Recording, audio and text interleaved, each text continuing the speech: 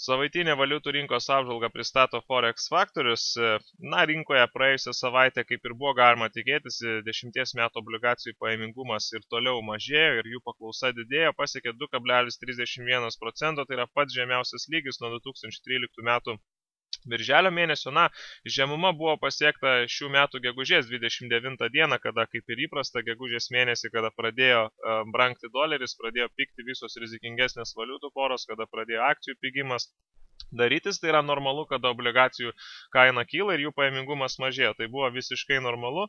Nuo gegužės 1 dienos mes pasiekėme 2,44% pajamingumą. Šiuo atveju mes jau turime mažesnį pajamingumą, paklausa ir toliau išlieka didelė, ypatingai penktadienį prieš savaitgalį investuotojai dažniausiai nusimetinėdami riziką, na, tiesiog perka mažiau rizikingus aktyvus. Na ir matėme penktadienį tai, kad Japonijos jenos taip pat brangimas, ypatingai dolerio jenos poroje mes matėme pakankamai ryškų Japonijos jenos brangimą. Per 2 valandas doleris Japonijos jena smuko pakankamai ženkliai. Tai toks investuotojų elgesys nėra neįprastas, kada vyksta geopolitinė įtampa tarp Ukrainos ir Rusijos. Visko gali atsitikti per savaitgalį, galbūt konfliktas paaštrės, galbūt atsiras kažkokie tai kariniai veiksmai.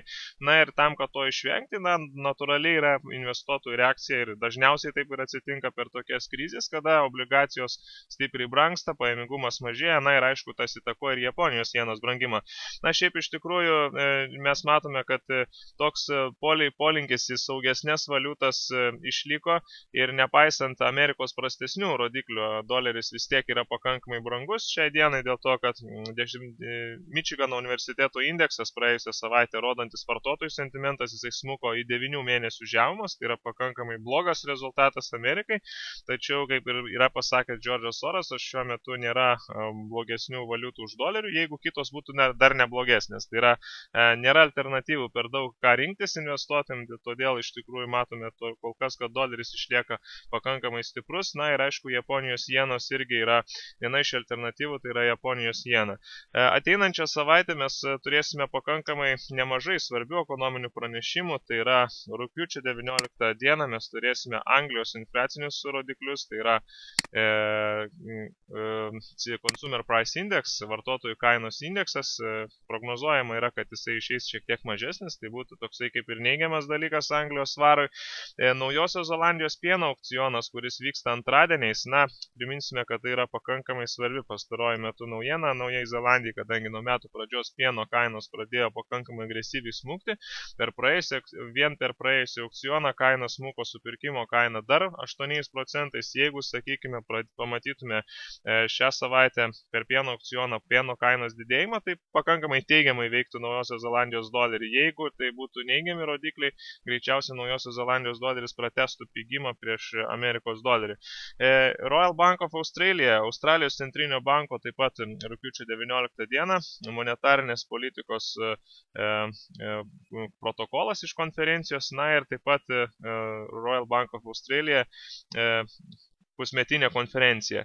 Anglijos banko konferencija ir protokolas rugpjūčio 20 dieną, tai yra taip pat labai svarbi rinkoms naujiena, kaip balsuos monetarinės politikos komiteto nariai už palūkanų normos didinimą. Na, greičiausiai tai bus nepakitęs rodiklis, greičiausiai niekas nebalsuos už palūkanų normos didinimą. FOMC konferencijos protokolas, taip pat 20 dieną mes matysime protokolą iš FOMC konferencijos prieš tai buvusios. Na ir ateinančią savaitę prasideda Jackson Hole konferencija rugpjūčio 21-23 dienomis. Primenu, kad pastarosius 10 metų, galbūt netgi gal 8 pastarosius metus, kada tik tai prasideda Jackson Hole konferencija, po Jackson Hole simpozimo, kada Centrinis bankas pateikia savo prognozes ateities apie monetarinę politiką, ką darys Federalinis rezervų bankas. Na, prasideda didžiausi svyravimai rinkoje ir tas paskutinis metų ketvirtis siūlo dažniausiai pačias geriausias galimybės rinkoje. Taip pat mes turėsime rugpjūčio 20 dieną Kinijai svarbus pranešimas HSBC. Tai turėsime Kinijos gamybos sektoriaus PMI išankstinė prognozė, tai yra pakankamai svarbi naujiena rugpjūčio 20 dieną. Taip pat turėsime Kanados mažmeninius pardavimus rugpjūčio 20 dieną. tai va, 21 dieną, atsiprašau, Manufacturing PMI iš Kinijos turėsim, taip pat turėsime Kanados mažmeninius pardavimus rugpjūčio 21 dieną, na ir JAV Filadelfijos Fed indeksas rugpjūčio 22 dieną. Pakankamai nemažai svarbių naujienų ir penktadienį dar turėsime ECB prezidento Mario Draghi konferenciją, todėl savaitė bus pakankamai judri ir galimybių rinkoje, manau, visiems tikrai pakaks ateinančią savaitę. Reikėtų atkreipti dėmesį į euro Šveicarijos franko valiutų porą, kuri smuko žemiau 2.100. Na, primenu, kad Šveicarijos centrinis bankas yra pasakęs, kad jeigu tik tais kaina smuktų žemiau 1.200, centrinis bankas yra pasiryžęs daryti intervencijas, kištis į rinką tam, kad atstatyti kursą. Tai čia iš karto atsiranda galimybės pirkti ir jeigu, sakykime, kaina smuktų žemiau, tiesiog kaina priartėtų prie 2.050, 2.00, na jau čia reikėtų iš tikrųjų pagalvoti apie pirkimus, grinai iš fundamentalaus tokio taško žiūrėti į rinką, ne techniškai čia daugiau, bet grinai dėl fundamentinės analizės, na, galimybė yra surizikuojant 50-60 punktų padaryti pirkimus, kurie būtų, galima sakyti, tokie daugiau jau ilgalaikiai. Centrinis bankas greičiausiai nebus linkęs laukti ilgai, nes retorika rinkui dažnai neveikia. Investuotojai laukia konkrečių veiksmų, todėl šitas kritimas greičiausiai bus laikymas. Kanados doleriui praėjusią savaitę išėjo pakankamai geri rezultatai iš darbo rinkos.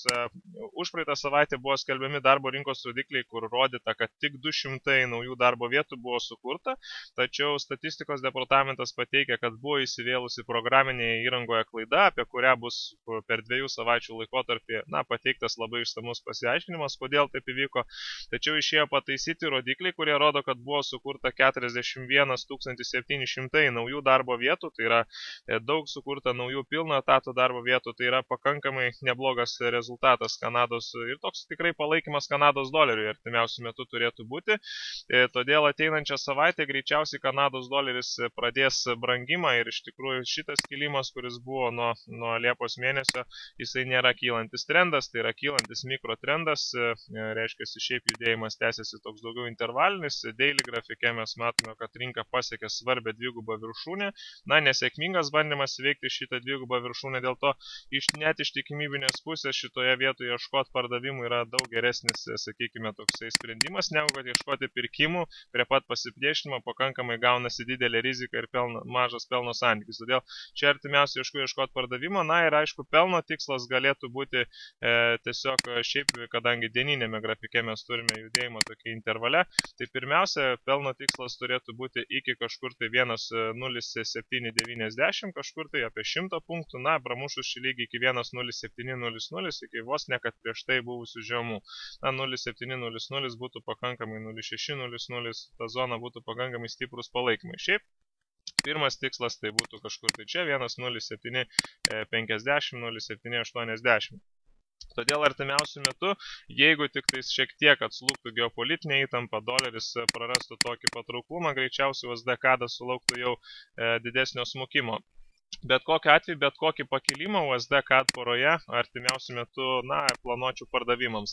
Turėjome didelį meškų išsikvėpimą, pagrįžimas atgal, vėl meškų dvigubą viršūnę, netgi gali rinka po rinkos atidarimo pakilti link štai šitos viršūnės ir štai šitoje vietoje, jeigu sulauksime signalinio baro ieškoti pardavimų, jeigu ne, pramušus kanalai dažniausiai transformuojasi į intervalus ir intervalo viršus greičiausiai bus šitoje vietoje, tai 0.950 toje kainoje jau būtų galima ieškoti pardavimų.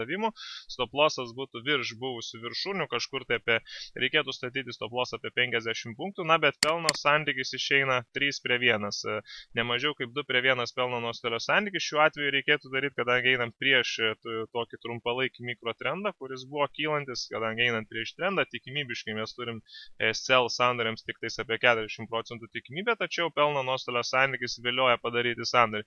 Ir vis dėlto, jeigu kaina pramuštų agresyviai 0.975 lygį, būtų galima šitoje vietoje jau sulaukti ir USD CAD kilimo iki 1.1045. Šitas scenarijus yra mažiau tikėtinas, tačiau jeigu, sakykime, įtampa tarp Ukrainos ir Rusijos konfliktas, šitas jisai paaštrės, netoleruodami rizikos investuotojai tikrai nepuls pirkti žaliavinių valiutų, tokių kaip Kanados doleris, Australijos doleris, dėl to jos piktų ir tiesiog greičiausiai USD CAD pratęstų kilimą. Šitas scenarijus mažiau yra tikėtinas, dėl to USD CAD poroje tiesiog artimiausiu metu geriausiai ieškoti ieškoti pardavimo pozicijų, net ir rinkos atidarimo metu būtų galima ieškoti short pozicijų ties artimiausią dvigubą viršūnę. Tiesiog bet kokį pakilimą reikėtų ieškoti short pozicijų per bet kokį pakilimą.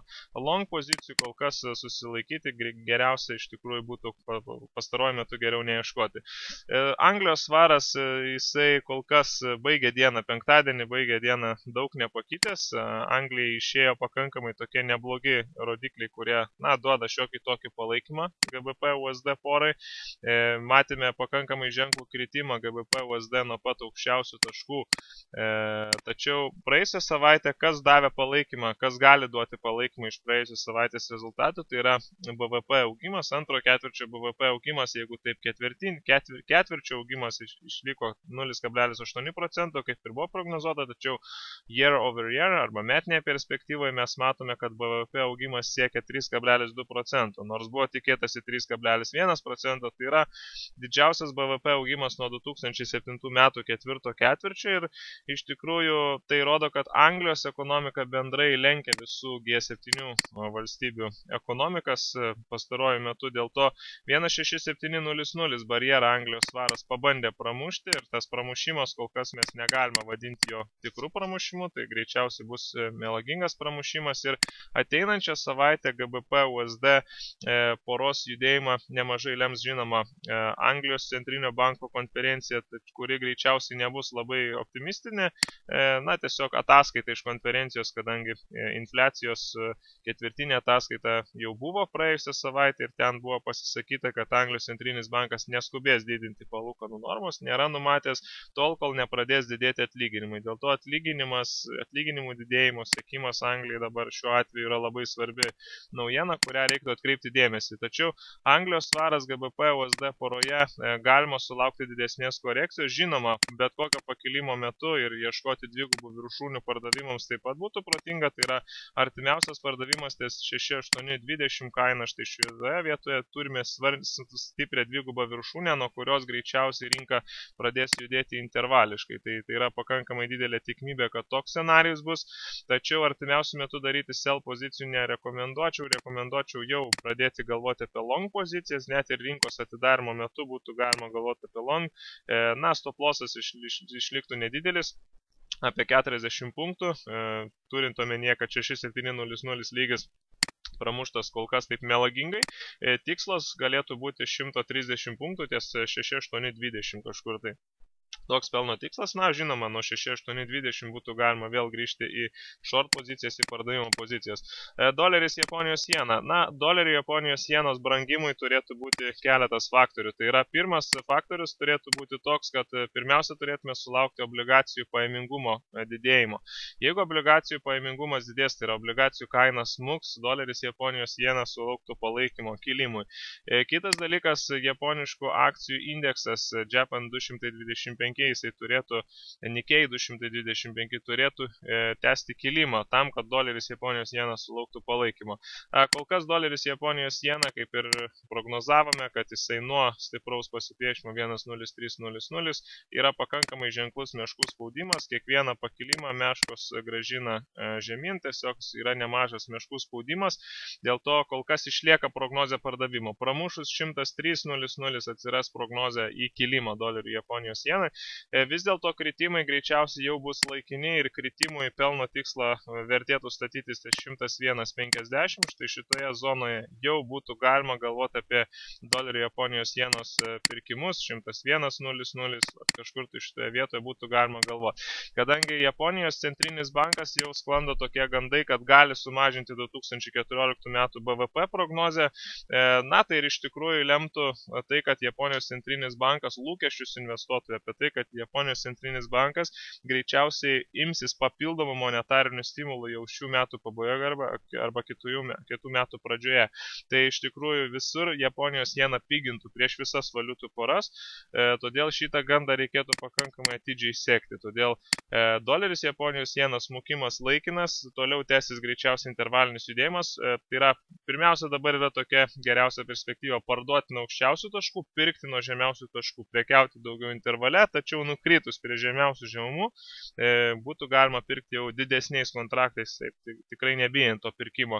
Naujosios Zelandijos doleris su doleriu, ateinančią savaitę svarbus pieno aukcionas, tai yra Global Dairy Auction, kuris bus Naujoji Zelandijoje pakankamai svarbi naujiena. Pastaruoju metu pieno kainos smunka, supirkimo kainos smunka labai ženkliai nuo metų pradžios, kiekvieną galima sakyti antradienį, pirmą mėnesio antradienį, antrą mėnesio antradienį, kada vyksta aukcionai, pakankamai ženkliai smunka ir tai neduoda optimizmo Naujosios Zelandijos doleriui.